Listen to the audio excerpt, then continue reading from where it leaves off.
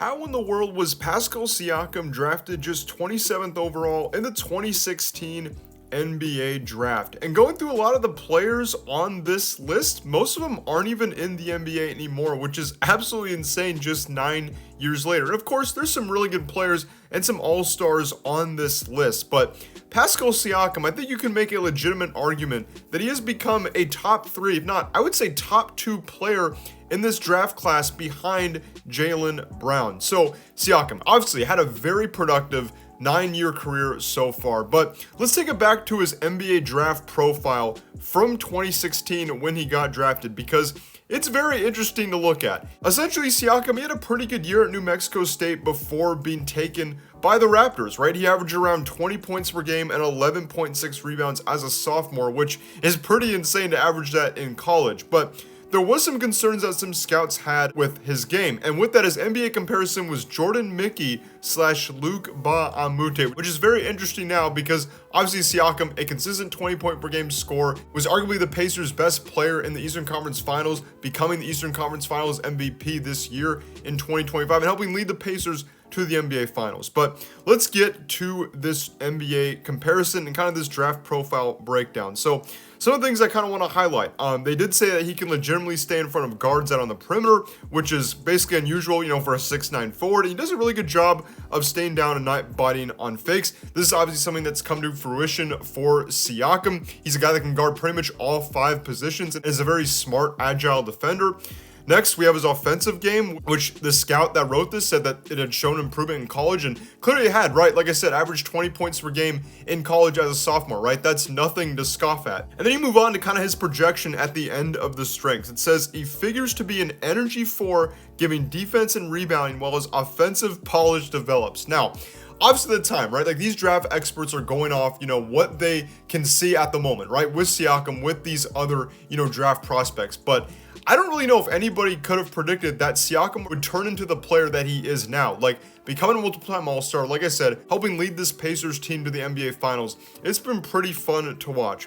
But let's move on to some of his weaknesses. It says, playing in a mid-major, it will be tougher to convince teams that his numbers were legitimate and not enhanced by the level of competition. It also says his offensive game is a little unorthodox. Now, I guess I could see how they might be saying that, right? Siakam has a pretty, I would say, boring, maybe offensive game, if that's the right way to describe it, right? He's very methodical, obviously very good footwork, very polished, very fundamental, right? So his game isn't the most flashy, but he's got a great post game, got a good mid-range game, has obviously developed a 3-point shot, and he can score inside really well because of his athleticism. It also says with his weaknesses that he should look to develop a few go-to moves and improve upon his footwork, which I would say his footwork is pretty solid overall, but it's also said that he needs to add some upper body strength, though he has good strength.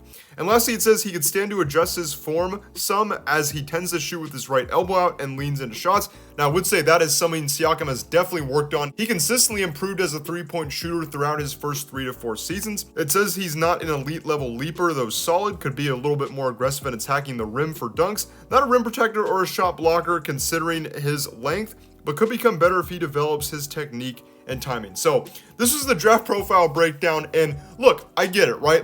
It seems like that most teams may have thought that Siakam would basically be maybe a defensive specialist type guy, a guy who could rebound, give you some energy off the bench, and that's kind of what he was for the most part during his first couple seasons. But in his 3rd season with the Kawhi Leonard trade, Siakam broke out. He was the 2nd leading scorer on that Toronto Raptors team, and he ultimately won a championship in his 3rd season. Obviously, we can look back now and say Siakam just completely surpassed all expectations. And yeah, I guess looking back too, it is kind of a mystery. How did he get drafted 27th overall? Because like I said, most of the guys now in that draft that were, drafted before him are now out of the NBA. It's pretty much been Siakam, Jaylen Brown, Brandon Ingram, Jamal Murray, right? There's a few other guys as well, but those guys have really stood out in this draft class. And like I was saying at the beginning of the video, I would argue Siakam is a top 2 player in this draft class behind Jaylen Brown, who obviously was last year's reigning Finals MVP. Now, could Siakam potentially get a Finals MVP this year?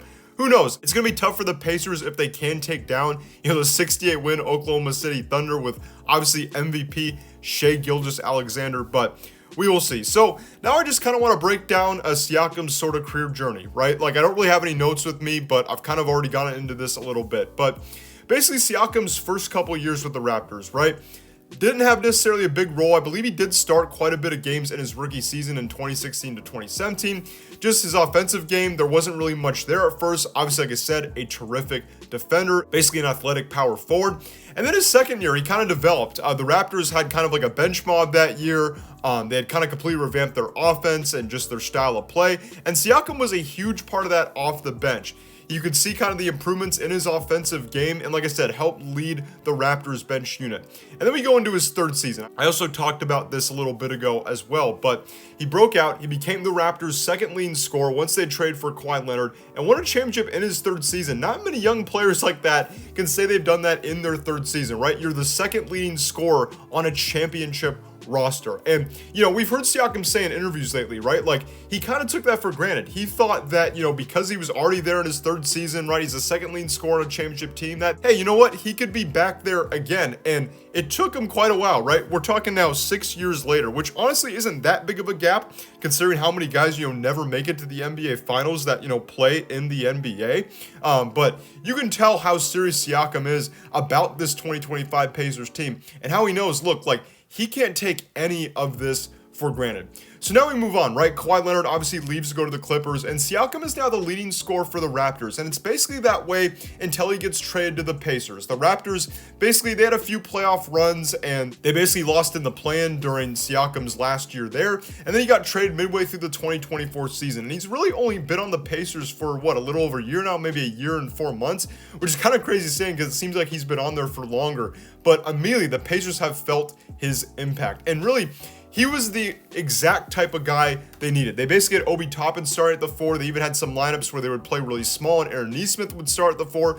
But Siakam filled a major hole on this roster. And Obi Toppin, even though he's not starting anymore, man, he's been an excellent role player for this team. He's a perfect backup 4 to Siakam. But Siakam gave him that perfect size in the front court that the Pacers really needed. Obviously, his defensive versatility, his championship experience, his veteran leadership, and obviously, he is a go-to scorer. So now, you know, Tyrese Haliburton, he doesn't necessarily have to create everything himself. Obviously, the offense runs through him, and when TJ McConnell, you know, is coming off the bench, you know, he can kind of help run the offense as well. But now you have kind of another go-to guy down the stretch that you can just give him the ball in the post and let him go to work. And we saw that with the Pacers throughout, you know, not only the 2025 playoffs, but the 2024 playoffs as well. And I think that's what makes this Pacers team so dangerous is, yes, right, they can obviously play very, very, very fast, right? Tyrese can push the pace. TJ McConnell can push the pace. Their ball movement and just unselfishness is obviously next level, right? I mean, basically only comparable to, let's say, the Dynasty Warriors and the 2014 San Antonio Spurs, I would say. But yeah, Siakam, he's been a perfect fit with this roster, been that go-to guy down the stretch. The Pacers can not only play fast, but they can also play slow because, like I said, you can run your offense through Siakam. So he's been a perfect fit with this roster, and I have to imagine he will probably be the go-to guy for the Pacers this series. Offensively, I'm sure Rick Carlisle will be drawing up a lot of plays for him.